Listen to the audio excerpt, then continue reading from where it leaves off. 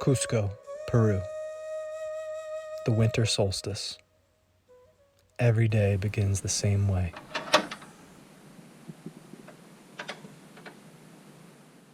You wake up and you only notice the cold for as long as it takes to look outside, where the uneven tiled rooftops of the ancient capital of the Inca greet you like old friends, rushing down from the mountains. The balcony of my hotel had me feeling suspended, as if in a dream, high in the Peruvian Andes, a magic spell cast by mountains who refused to reveal any difference between real and imagined. It was my second time in Cusco, and whether it's magic or just the altitude, being here feels like walking through a portal, where you're warm despite the cold, energized despite the fatigue of travel, and anchored deep within this realm amongst the clouds.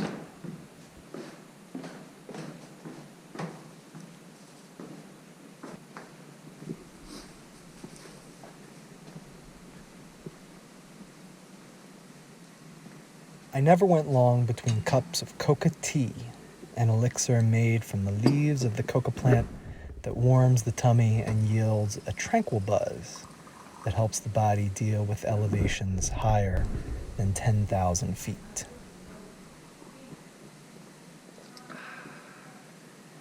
You're never far from the fog of history in this place, and my hotel was a constant reminder of the people who built and ruled it not too long ago, the Inca, named as it was after Tupac Amaru, last of the Sapa Inca, who fought the Spaniards until his death and execution here almost 500 years ago. Despite the history, or perhaps because of it, it's easy to get lost in the streets here, though it was hard to miss the street right outside of my hotel, as the centuries-old cobblestone had been torn up to replace plumbing, perhaps as old as the United States itself.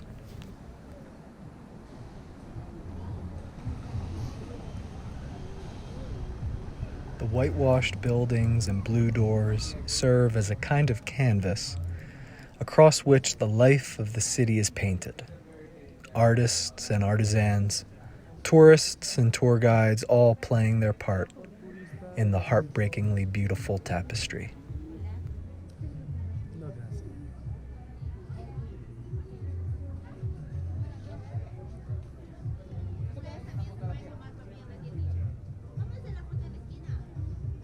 When the Spanish came, they leveled the city. Well, they leveled much of it, though much of it still remains. The foundations of many of the current buildings were laid over the original Inca stonework. It's incredible to see it in person. Massive stones weighing as much as 6 tons, fitted together with such precision that no gaps exist. The Inca laid them together with such expertise that they didn't even need mortar to hold it all into place.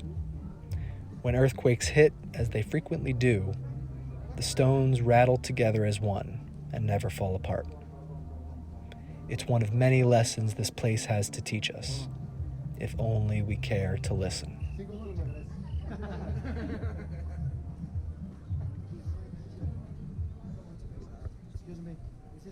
I could walk through these streets for hours at a time, taking deep, shuddering breaths as my sneakers squeak on cobblestones rubbed smooth by the feet of the centuries. The people here, the Cusqueños, are as lovely and beautiful a people as you'll find anywhere in the world. They are invariably short and kind with jet black hair that younger women wear long and straight.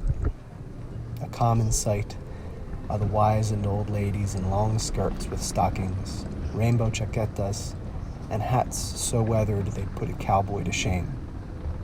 They set up with their woven wares and baby alpacas at corners and down long alleys, and their wrinkled eyes see through you as much as they see you. Like the Buddhist monk, they have found eternal bliss in these moments amongst the mountains. It's a bliss accessible to all who come here. Walk long enough and you'll find yourself in a moment of magical suspension at twilight, when a million twinkling orbs look down on the Plaza de Armas from the hills surrounding the city. I've never seen a more beautiful sight.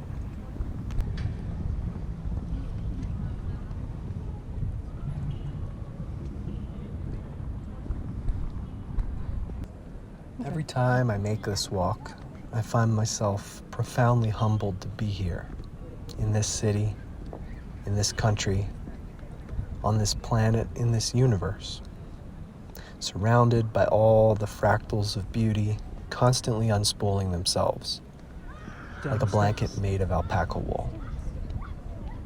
I'm reminded of the poignancy of Carl Sagan's observation at what interesting creatures we are, us humans, how we are capable of such beautiful dreams and such horrible nightmares, how we can feel so lost and so alone, except we're not. Wait for me. And that of all the things in the universe, the one thing that makes the emptiness bearable is each other.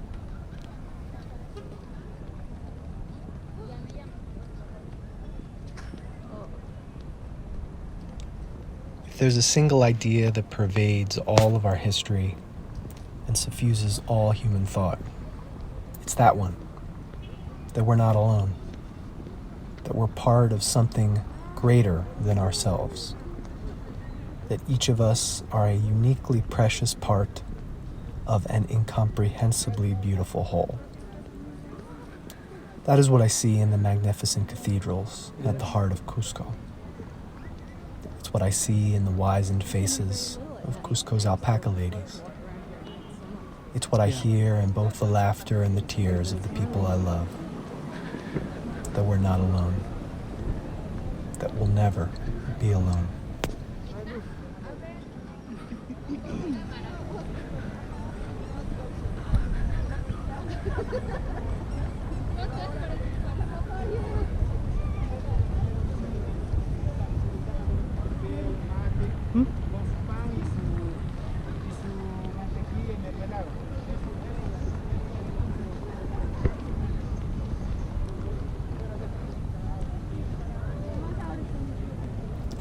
I admit that I'm prone to flights of fancy, and I think Cusco probably has something to do with that.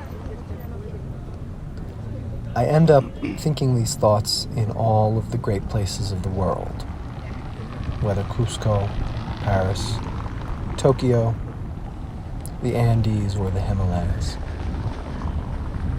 But I like these thoughts. They are, for me, the cozy light of a glowing street lamp amidst the fearful darkness of consciousness. It's been said that the wisest people know that they know nothing. I love traveling because it teaches us that lesson over and over again. But if there's one thing I do know, it's that a twilight stroll through an ancient place like Cusco isn't just a joy. It's not just an excuse to see the sights and maybe wolf down some street meats.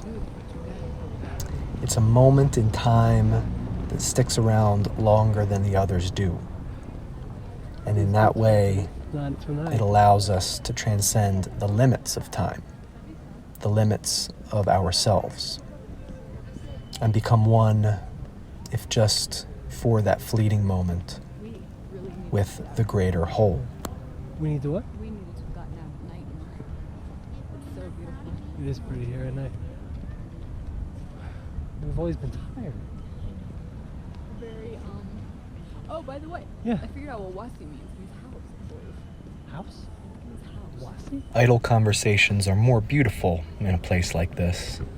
And towards the end of the day, when you're bone tired, I want to curl up with one more cup of coca tea. A place like Cusco cradles you like a grandmother, guiding you along the path to your home away from home. Before you get there, of course, It's the same long walk up the hill you took on the way down, through dark, chilly alleys echoing with the far-off drumbeats of distant solstice celebrations. Your eyelids are feeling heavy, but the motorcycles won't slow down for such trivialities. You'll slow down, though, walking up flight after flight of stone stairs at high altitude, each shuddering breath a tribute to the breathtaking night air.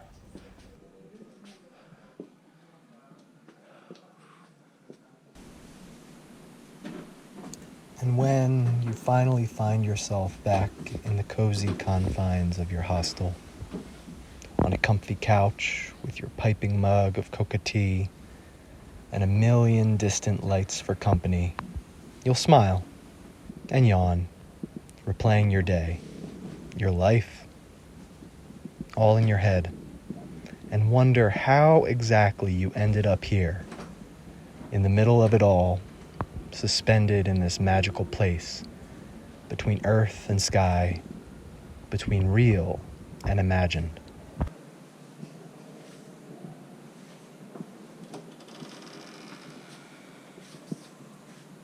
A part of me will always be in that beautiful place, suspended between real and imagined, and in my dreams, always walking the streets of Cusco.